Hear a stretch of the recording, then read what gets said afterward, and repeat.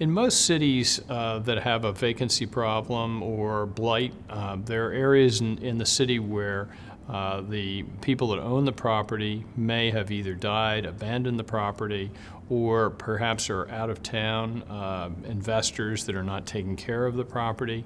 And frequently, one of the features that you see is that property becomes delinquent in its taxes. They just don't pay their property taxes in a timely fashion, or they don't pay them at all. And in places like Philadelphia, we see large swaths of property that is not generating any property taxes. Nevertheless, you still have water and sewer running through. You have police patrolling the streets. Many of these vacant and abandoned buildings actually catch on fire, and the fire department has to go out and expend resources on putting out that fire. And they really are tremendous drags on the city's budget. And Philadelphia has a very substantial problem with vacant, abandoned, and non-tax performing properties.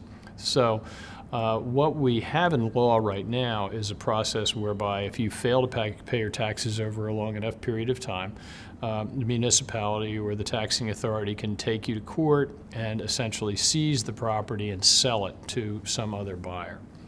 Now, that's an effective tool if you happen to be in a wealthy suburb and the property is worth a lot of money.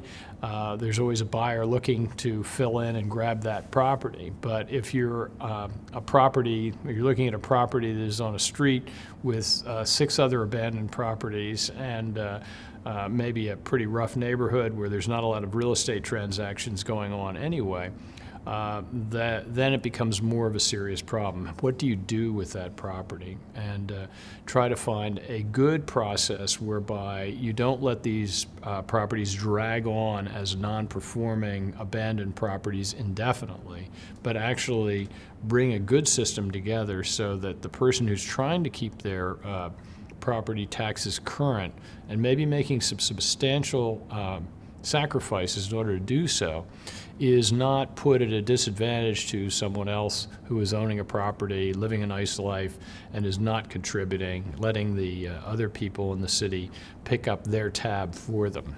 So it's important to have good tax sale law as part of this whole process. And again, many of the tax sales that come forward sometimes don't meet the outstanding debt.